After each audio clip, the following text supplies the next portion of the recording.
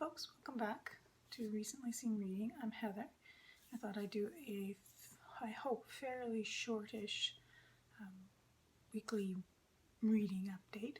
Nothing spectacular to update folks on in terms of what I've been reading over the last week.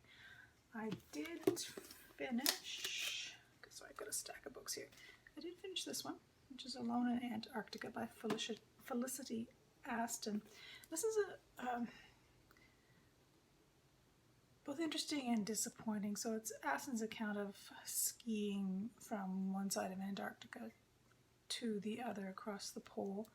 It was a supported event, so she had depots in 2 or 3 locations, and unusual a little bit in that she actually met people as she was crossing in places where you wouldn't normally expect to find people, and sometimes people she knew, so that was interesting.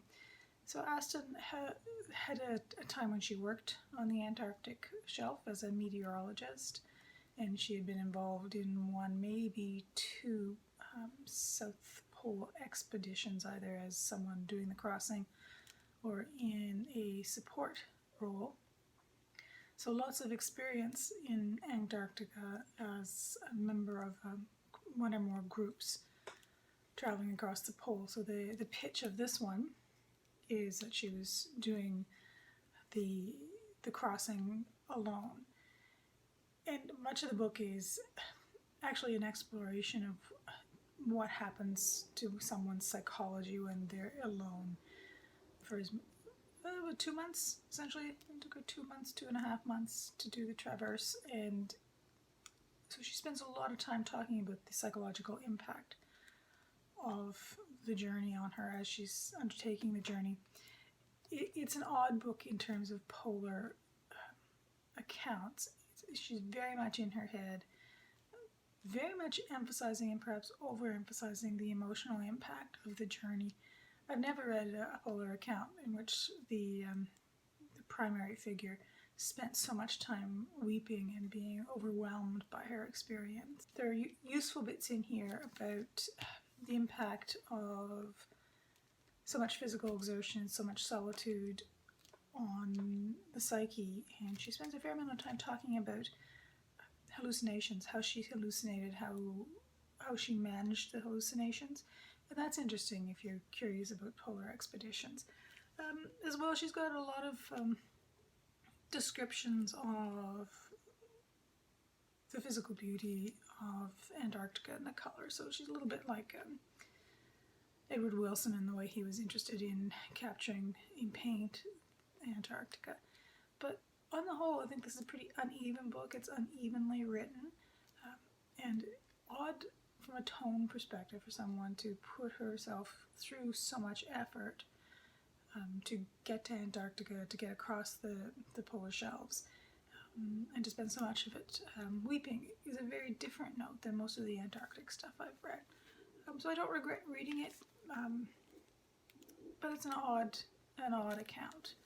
So that was one of the ones I wanted to finish for Nonfiction November, and I finished it in December, which is okay. What else? So the other thing I finished recently is The Savage Appetites by Rachel Monroe. You'll have seen this one making the rounds probably on BookTube. I think lots of folks tackled it for Nonfiction November. Monroe here tackles the stories of 4 different women and their often peripheral association with crime and with murder, looking at the phenomena of why women are so interested in true crime fiction, or in true crime. The most interesting part in this book for me was the first section in which Monroe is exploring the life of Frances Lee, a woman who became essentially a miniaturist doing essentially fictional crime scenes in dollhouse form as part of a forensic education for policemen. The middle sections are okay. One deals with the Tate murders, one with the Memphis 5, and the last one deals with the plot to blow up a mall in Halifax, Nova Scotia. Monroe links all of these stories to her personal life, and as she goes through the book, the strength of that connection weakens, so that the weakest section of the book is actually the final one. not a difficult read, interesting, not spectacular, so kind of an ordinary read for me. The next one I've finished I would recommend is this one, Blanket Under the Midnight Sun by Paul Sesquesis. I've undoubtedly mispronounced his family name. He is Willow Cree and lives in Saskatchewan, I believe, right now. You can find him on Twitter, and I would recommend that if you're interested in Indigenous topics or Indigenous imagery, he's a great person to follow. So this is an account of 8 communities in Canada, a combination of an account and photographs, and the photographs are quite amazing and quite remarkable. What he's trying to do here is counter a lot of the dire things we think about when we think about the Truth and Reconciliation Commission and the residential schools. So it's full of photographs like this. This probably won't show up very well. I will try and find some copies of the photographs and pop them in here. One of my favorites is this one, which is a photograph of young women, members of a softball team. So the account of the various communities is smoothly written. It will fill in some historical gaps for you, but the photographs are amazing.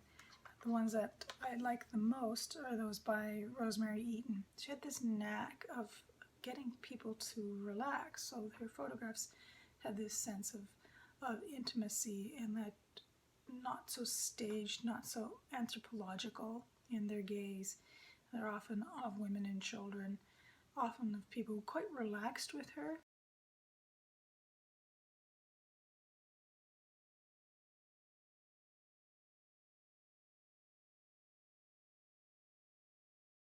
So I would highly recommend this one.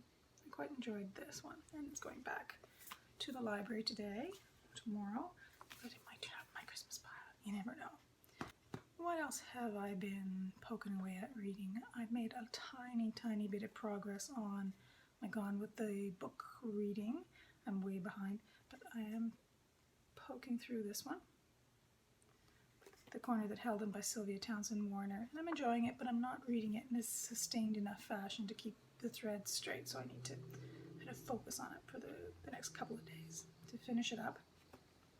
What else? I've been reading mostly around my research, and that will probably preoccupy me for the next week. I have stuff like this, accounts of local educators, and trying to figure out the role they played in a number of situations that I'm researching.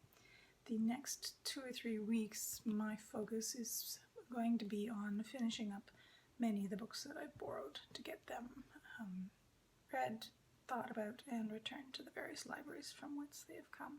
I hope you've had an excellent reading week, and I'll talk to you later. Bye-bye.